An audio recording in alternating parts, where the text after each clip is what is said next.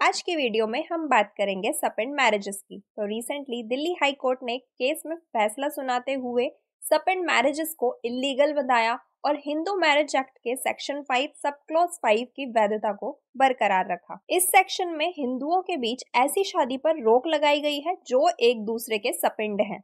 अब सपिंड होने का क्या मतलब है? जिनके पूर्वजों के बीच में ब्लड रिलेशन हो या फिर जिनके पूर्वज एक ही हो, तो ऐसे दो लोगों को क्या कहा जाएगा? एक दूसरे के सपिंड कहा जाएगा। और वो दो लोग एक दूसरे के साथ शादी नहीं कर सकते। तो मदर की साइड पे 3 पीढ़ियों तक और फादर की साइड पे 5 पीढ़ियों तक विवाह निषेध है। ऐसे विवाह को सपिंड विवाह कहा जाता है और इस तरह के विवाह को हिंदू मैरिज एक्ट के सेक्शन 5 सब क्लॉज 5 में इलीगल बताया गया है।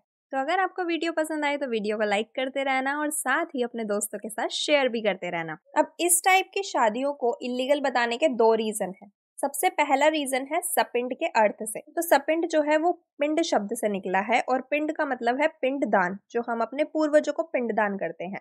तो अगर दो लोग सेम ही पूर्वजों को पिंडदान कर रहे हैं तो वो दोनों आपस में शादी नहीं कर सकते, क्योंकि वो दोनों एक दूसरे के सपिंड हैं। जैसे कि नॉर्थ इंडिया में शादी के टाइम पर गोत्र देखा जाता है। सेम गोत्र में दो लोगों की शादी नहीं होती, क्योंकि जो दो लोग एक ही गोत्र के हैं इसका मतलब उनके पूर्वज एक ही हैं और वो आपस में भाई बहन हैं, यानी कि एक दूसरे के सपिंड हैं। और इस तरह की शादियों के लीगल ना होने के पीछे जो दूसरा रीजन है वो काफी साइंटिफिक है।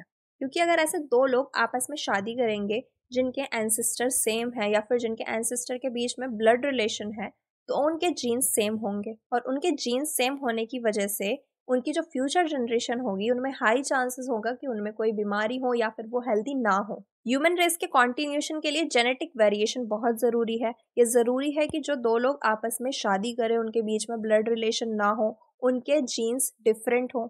और इसीलिए जो सपिंड मैरिजेस हैं उन्हें हिंदू मैरिज एक्ट के अंदर लीगल नहीं बताया गया है। लेकिन इस कानून का एक अपवाद भी है और वो है रीति रिवाज। जैसे कि आपने देखा होगा कि साउथ इंडिया में ऐसे बहुत से हिंदू परिवारों में शादी होती हैं जो कजन्स के बीच में होती हैं या फिर दो क्लोज फैमिली के बीच में होती हैं। तो ऐसा क्यों होता है? क्योंकि उनके यहाँ पर ऐसा रिवाज है, ऐसी परंपरा है। उनकी ये जो परंपरा है वो सालों से चली आ रही है। तो अगर आप ये चीज प्रूव कर दो कि आपकी सोसाइटी में ऐसी कोई परंपरा है कि कजन्स के बीच में शादी होती है या फिर फैमिलीज में शादी होती है, तो वो चीज मान्य होगी। तो किसी समुदाय, किसी क्षेत्र या जनजाति में ऐसी कोई परंपरा अगर लंबे समय से चली आ रही है, लंबे समय से प्रचलित है, तो वो शादी मान्य होगी। तो इस वीडियो में हमने बात की है सपिंड विवाह की। आई होप आपको ये टॉपिक क्लियर हुआ होगा और इसी तरह की इंफॉर्मेटिव वीडियो के लिए आप चैनल को सब्सक्राइब करना मत भूलना।